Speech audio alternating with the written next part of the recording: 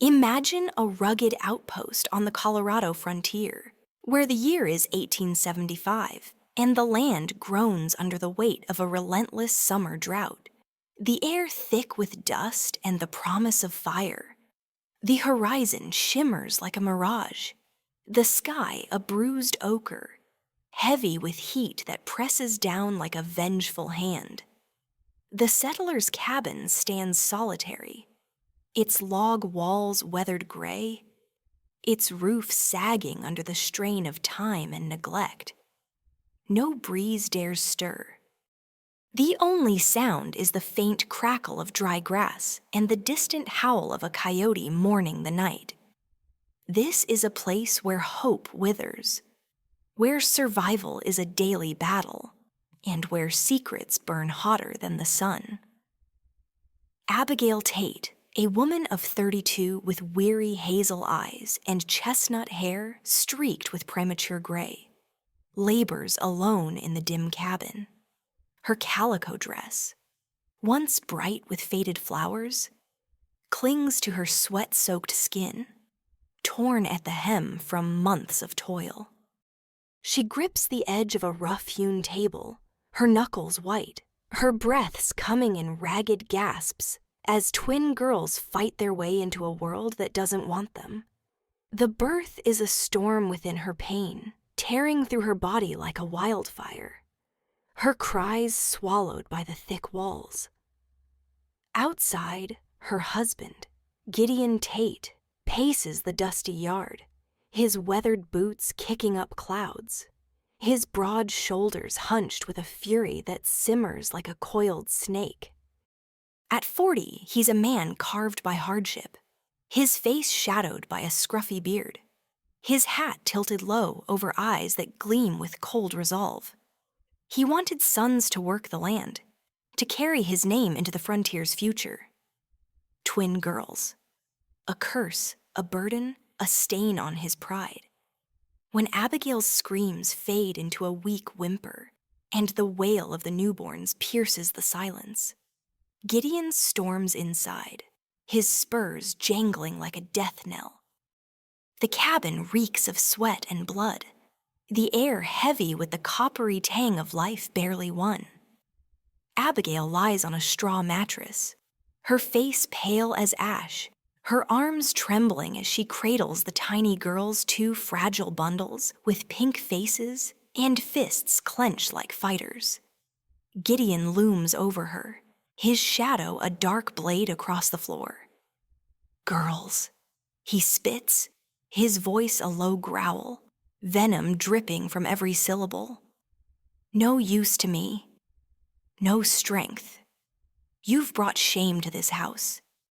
Abigail's eyes widen, fear mingling with exhaustion. They're our children.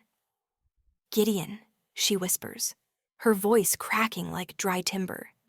He sneers, unholstering the pistol at his hip, its metal glinting in the lantern light. Then I'll end this shame starting with you.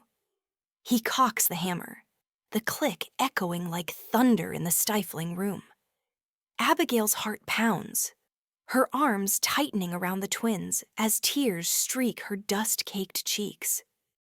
She knows his temper, knows the whiskey-fueled rage that's driven him to beat her before. But this is different. This is murder dressed in righteousness. Before he can pull the trigger, the cabin door bursts open, splintering under a forceful kick.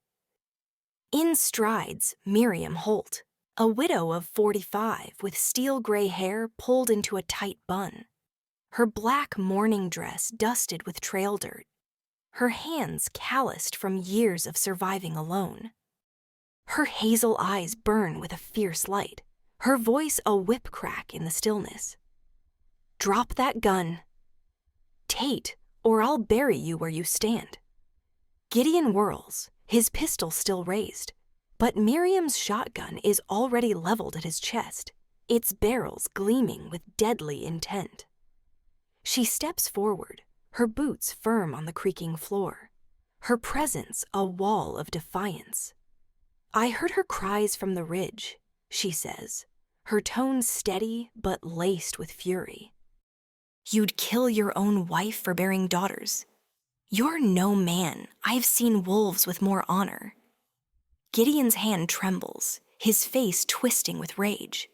But the shotgun's unwavering aim holds him. With a snarl, he lowers the pistol, his boots stomping as he storms out, the door slamming behind him, leaving a cloud of dust in his wake. Miriam rushes to Abigail, dropping to her knees beside the mattress, the shotgun resting within reach. Her hands, rough but gentle, check the newborns, their tiny chests rising and falling with fragile breaths. "They're fighters," she murmurs, a rare softness in her voice, "like their ma." Abigail sobs, her strength fading, her arms shaking as she holds the girls. "He'll come back," she whispers, terror threading her words. "He'll kill us all." Miriam's jaw tightens, her gaze hardening. "Not while I breathe," she vows, wrapping a worn shawl around Abigail's shoulders. She gathers wood from the corner, stoking the hearth until flames leap, their light dancing on the log walls.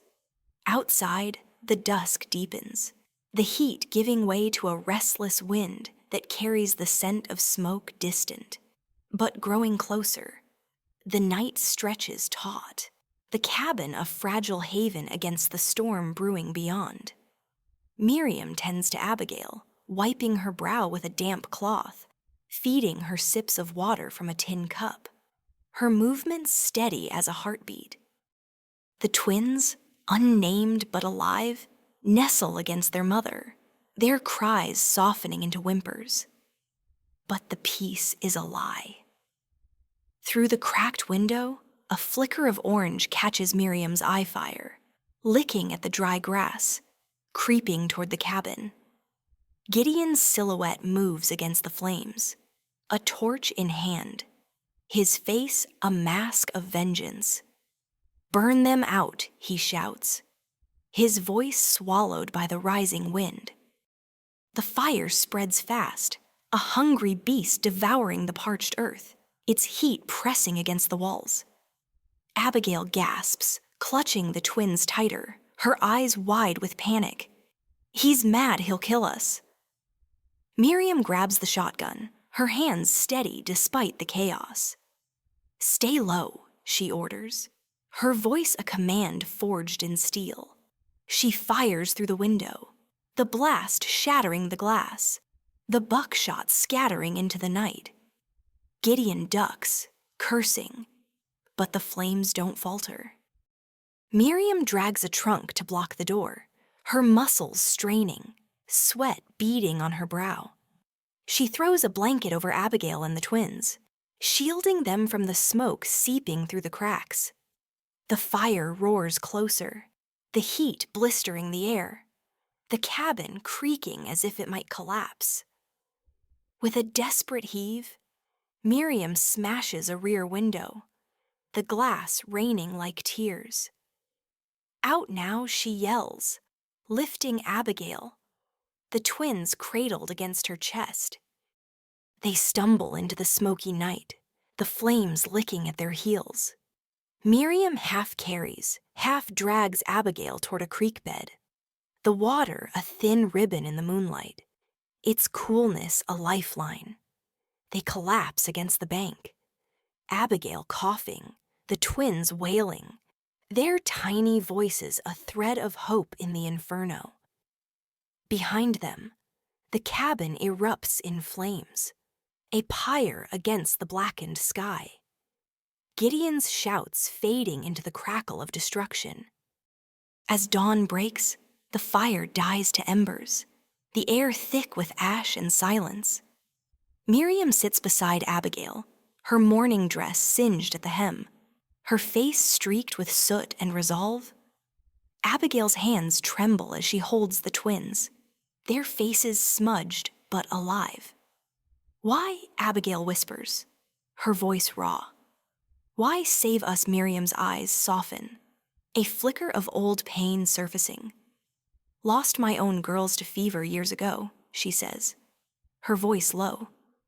Can't let another mother lose hers, not to a man like that.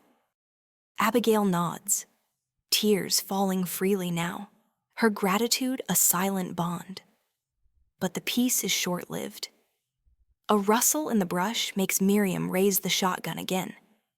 From the shadows steps a figure Gideon, bloodied and wild-eyed, a knife glinting in his hand. You can't run from me, he growls, lunging forward. Miriam fires, the shot ringing out, and Gideon crumples, the knife falling uselessly into the dirt. The twins cry. Abigail shields them, and Miriam stands guard, her breath heavy but unbroken. Yet, as the sun climbs higher, another shadow emerges from the smoke. A woman in a tattered bonnet, her face pale and determined. She clutches a letter, her voice trembling as she calls out, Abigail Tate. I'm Ruth Gideon's sister. I came to stop him, but I'm too late. The twist hangs in the air. A revelation that chills the dawn Gideon's own kin sought to save Abigail. But the fire and Miriam's defiance have rewritten the story. Abigail's eyes meet Miriam's, a question and a promise in her gaze. As the frontier holds its breath for what comes next,